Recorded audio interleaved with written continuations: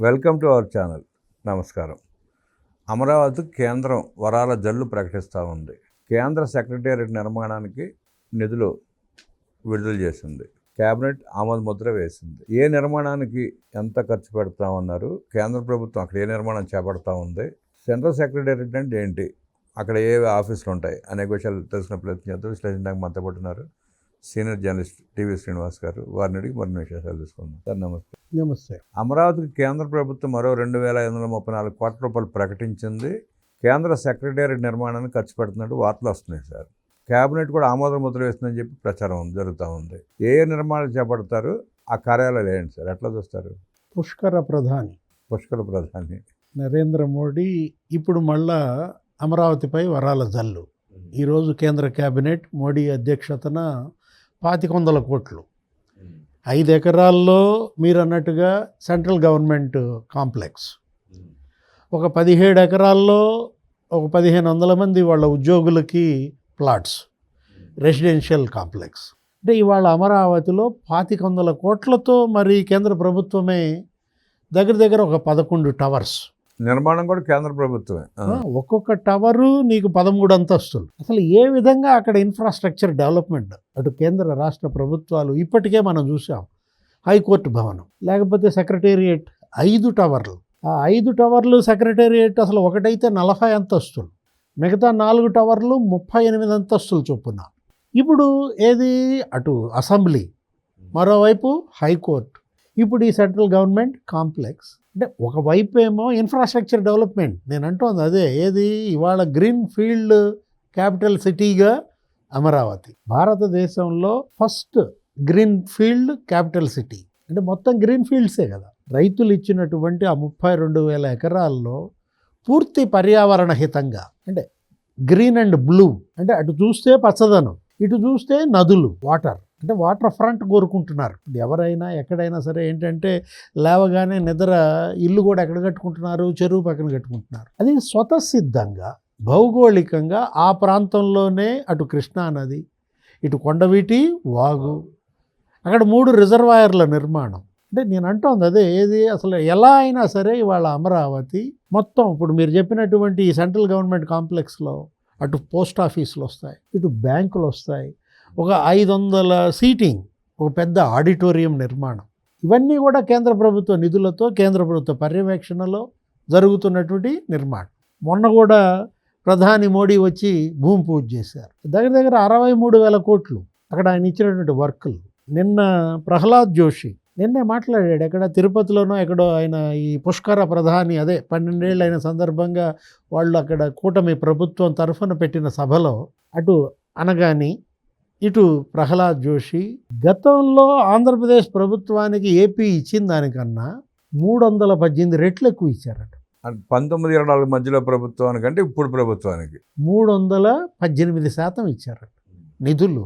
అతిపెద్ద railway station ఇక్కడ నంబూరు దగ్గర నిర్మాణం, ఒక రైల్వే లైన్ మనం చూసాం. ఖమ్మం జిల్లా నుంచి ఇటు గుంటూరు జిల్లా, అటు ఎర్రుబాలెం నుంచి ఇక్కడ నంబూరుకి ఒక 54 కిలోమీటర్లతో ఒక రైల్వే లైన్, కొత్త లైన్, అదొక 2,500 కోట్లు. అది సెంట్రల్ గవర్నమెంటే కదా రైల్వే లైన్ అంటే.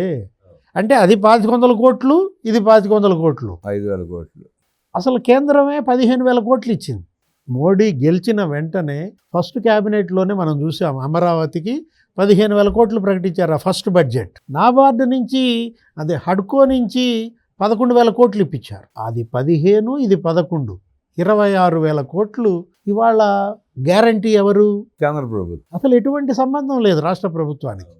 వడ్డీ కూడా మీరు కట్టాల్సిన పని లేదు. మొత్తం కేంద్రమే బాధ్యత వహించి అటు 26,000 కోట్లు, అది ఇప్పుడు ఇందాక చెప్పిన 10,000 కోట్లు. అంటే జగన్మోహన్ రెడ్డి ఎందుకు తేలేకపోయాడు? అంటే అమరావతి నిర్మించడం అతనికి ఇష్టం లేదు, కావాలని చెడగొట్టి దాన్ని అసలు శ్మశానం చేసి, దాన్ని ఎడారి అని అనేక రకాలైన ఆరోపణలు దానిపైన చేసి, కేసులు పెట్టించి, కట్టిన భవనాలన్నీ పాడుపెట్టి, వేసిన రోడ్లన్నీ తవ్వేసి, అసలు ఏ విధంగా అమరావతిని అతను విధ్వంసం చేశాడు. నిన్న అదే అక్కడ అమరావతి రైతులనే ముసుగులో అక్కడ ఉండవల్లి ఆ పెనుమాక రైతుల్ని పిలిపించుకుంటాడు. వాళ్ళ దగ్గరకు వచ్చి మళ్ళీ మొసలి కన్నీరు కారుస్తాడు. అంటే ఎట్లా జగన్ మళ్ళా వాళ్ళని నమ్మించాలని చూస్తున్నాడు. వాళ్ళ అమరావతి నిర్మాణానికి ప్రభుత్వం ఖర్చు పెట్టేది 62,000 కోట్లు అనుకుంటా, 62,000 కోట్లు. స్పష్టత ఇచ్చింది, ఇంతవరకు పనులు చేస్తున్నామని చెప్పి. ఈ మధ్య జగన్మోహన్ రెడ్డి, అంబటి రాంబాబు అంటే ప్రెస్ మీట్లు పెట్టి 1,00,000 కోట్ల పైగా ఖర్చు పెడుతున్నారు, 60,000 కోట్ల రూపాయలు అవినీతి జరుగుతుంది అంటున్నారు. 2,00,000 కోట్లు 2,00,000 కోట్లు ఖర్చు పెడుతున్నారు, 60,000 కోట్లు అవినీతి జరుగుతుంది అంటున్నారు. నిన్న జయప్రకాష్ నారాయణ మాట్లాడాడు. జేపీ నిన్న మాట్లాడుతూ మొన్న ఎక్కడో చూశాను, విన్నాను. ఏమన్నాడో తెలుసా? అసలు అమరావతిలో ఖర్చు పెడుతోంది 2,00,000 కోట్లు, 1,00,000 కోట్లు, మీరన్న 63,000 కోట్లు కాదు. ప్రభుత్వం పెట్టే ఖర్చు అమరావతిలో 10,000 కోట్ల లోపే. 8,000 కోట్లు పెడితే గొప్ప. ఇది ప్రభుత్వం పెట్టేది కాదు. ప్రభుత్వపరమైనటువంటి ఖర్చు కేవలం అమరావతిలో బిలో 10,000 crore. ఇప్పుడే కాదు, భవిష్యత్తులో కూడా అంతా కలిపి ఆయన చెప్పిన లెక్క. పురుషోత్తం రెడ్డి ఏమంటాడు? ఆయన ఏదో పురుషోత్తం రెడ్డి కాదు, ఫోరం రెడ్డి. ఆయన మేధావుల ఏదో కన్వీనర్నో ఏదో అంటారు. రాయలసీమ మేము కట్టిన ట్యాక్స్లను తీసుకుపోయి అమరావతిలో ఖర్చు పెడుతున్నారంటాడు. ఏది ఈ 10,000 కోట్ల? అరే, రాష్ట్ర ప్రభుత్వ బడ్జెట్ 3,00,000 కోట్లకు వచ్చిందండి. 3,00,000 కోట్ల రాష్ట్ర ప్రభుత్వ బడ్జెట్లో ఈ 7,000 కోట్లు అనేది మైనర్. అసలు ఏంటి, అసలు దానికి ఏమన్నా అసలు ఉందా? వాళ్ళు మాట్లాడేదానికి. ఇప్పుడు ఒకటి హంద్రీ నీవా, ఈ 2 ఏళ్లలో హంద్రీ నీవా మీద 3,800 కోట్లు ఖర్చు పెట్టారంట. గాలేరు నగరి ఈ 2 ఏళ్లలో చంద్రబాబు 4.0 1,500 కోట్లు ఖర్చు పెట్టారట. సుమారుగా 5,000 కోట్లు అయ్యే కనబడుతుంది. అక్కడే 6,000 కోట్లు కనపడుతున్నాయి. ఏది రాయలసీమ ప్రాజెక్టులపై మేము కట్టిన ట్యాక్సులు 6,000 కోట్లు అక్కడ తీసుకుపోయాడు అని అంటావా? అని ప్రశ్నించట్లేదు కాబట్టి వాళ్ళు ఇష్టం మాట్లాడుతున్నారు. అది తప్పు కదా. నేను అంటోంది అదే. ఇప్పుడు విశాఖపట్నం, ఇప్పటికిప్పుడు విశాఖపట్నం మీరు ఉజ్జాయింపుగా చూస్తే ఈ 2 ఏళ్లలో 10 లక్షల కోట్ల పెట్టుబడులు. అసలు ప్రధాని మోడీ ఒక 2,00,000 కోట్లకి శంకుస్థాపన చేశాడు. అక్కడికి వచ్చి ఎన్టీపీసీ గ్రీన్ హైడ్రోజన్ హబ్ అనో, లేకపోతే గూగుల్ డేటా సెంటర్ అని, లేకపోతే ఆర్సిలార్ స్టీల్ మిట్టల్ కంపెనీ అని, అంటే మా డబ్బులన్నీ తీసిపోయి అక్కడ పోస్తున్నారంటారా? గ్రీన్ హైడ్రోజన్ ఏదో 1,70,000 కోట్ల రూపాయలు పెట్టుబడి, గ్రీన్ అమోనియా, రిలయన్స్ అని, అసలు మొత్తం అక్కడికి వస్తున్నాయి. అసలు మా డబ్బులన్నీ మేము కట్టిన ట్యాక్స్లు అక్కడ పోస్తున్నామంటారా? ఇప్పుడు ఎయిర్టెల్ కొత్తగా ప్రకటించిందా సార్ 3,00,000 కోట్లు అంత పెట్టుబడి. మళ్ళీ ఇప్పుడు మాట్లాడేదానికి ఇల్లు అసలు మేధావుల ముసుగులో వీళ్ళు కక్కుతున్నటువంటి విషం. అంటే ప్రజల్ని రెచ్చగొట్టే ప్రయత్నంలో భాగంగా ఈ అవాకులు చవాకులు మాట్లాడుతున్నారు. అది ప్రజలు విశ్వసించే పరిస్థితి లేదులేండి వాళ్ళని. అసలు అమరావతి రైతుల్ని నువ్వు పిలిపించి మాట్లాడుకోవటం అంటే వాళ్ళు అమరావతి రైతులు కాదు, పెనుమాక ఉండవల్లి రైతులు అని స్పష్టంగా చెప్తున్నారు కదా సార్. అమరావతికి వాళ్ళకి సంబంధం లేదు. వాళ్ళు పెనుమాక ఉండవల్లి గ్రామాల రైతులు, కొద్దిమంది రైతులు మాత్రం. మొన్న ఎక్కడో ఏదో సందర్భంలో ఏదో కథ చెప్పా.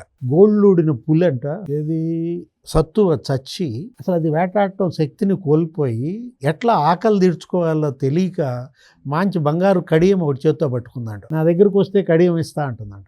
వెళ్తారా? ఎందుకు వెళ్తారు? చావుని ఎవరికొని తెచ్చుకుంటారు. అట్లా వెళ్ళారు వీళ్ళు రైతులు కొంతమంది.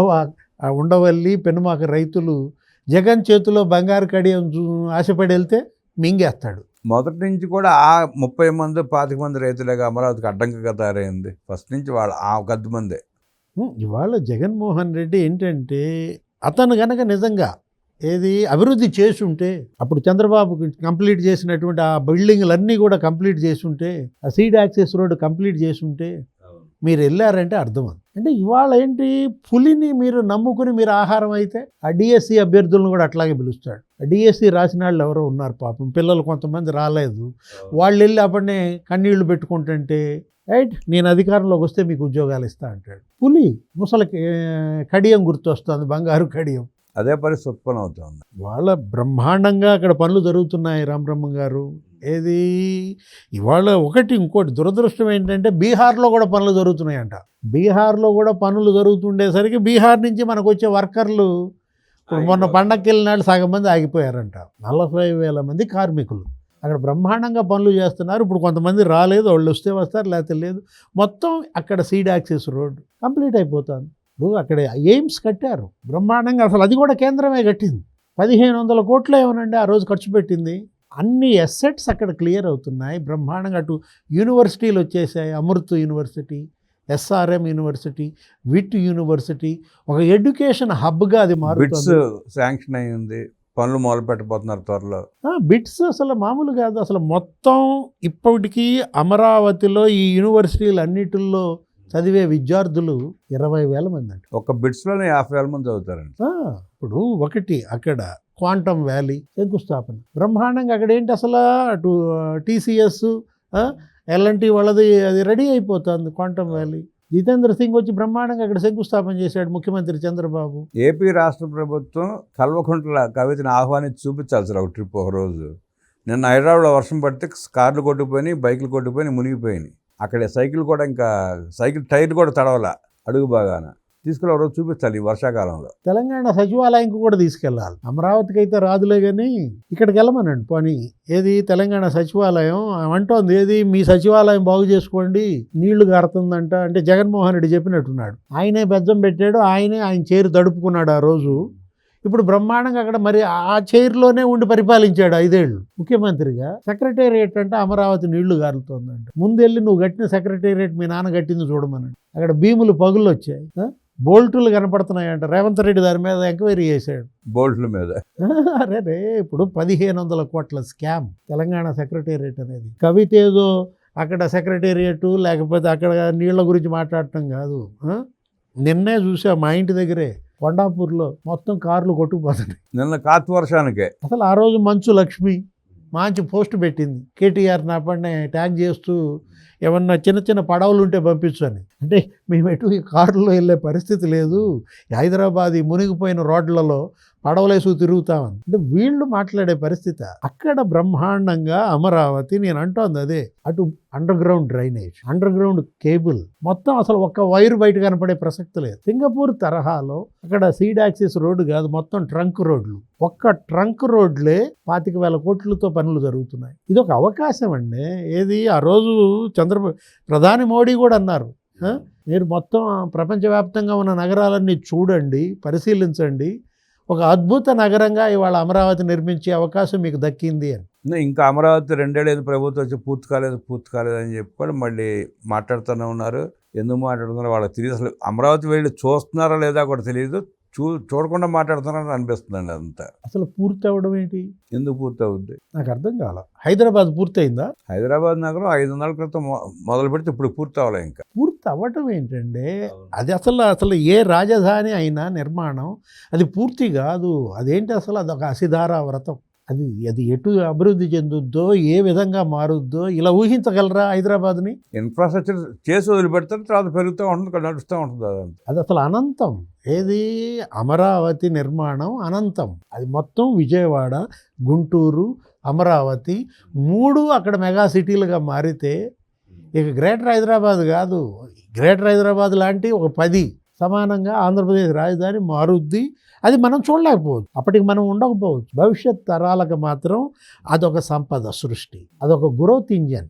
ఇవాళ ఎలా అయితే హైదరాబాద్ తెలంగాణ మొత్తానికి గ్రోత్ ఇంజన్గా మారిందో, ఇవాళ తెలంగాణ బతుకుతోందంటే హైదరాబాద్ నుంచి వచ్చేటటువంటి ఆదాయం. హైదరాబాద్ నుంచి వచ్చే ఆదాయం అంటే ఔటర్ రింగ్ రోడ్, మళ్ళా శంషాబాద్ ఇంటర్నేషనల్ ఎయిర్పోర్ట్. అక్కడ ఇలాంటి ప్రాజెక్టులు చాలా వస్తాయి కదా సార్. ఈ రెండిటి ద్వారానే గ్రేటర్ హైదరాబాద్ దగ్గర మీకు 30,000 కోట్ల ఆదాయం అండి. ఏది తెలంగాణ ఆదాయం మొత్తం వార్షిక ఆదాయం నాకు తెలిసి 1,40,000 కోట్లు. 1,40,000 కోట్లలో 1,10,000 కోట్లు వస్తుంది హైదరాబాద్ నుంచి. హైదరాబాద్కి వచ్చే 1,10,000 కోట్లలో 40,000 కోట్లు ఈ రెండింటి నుంచే.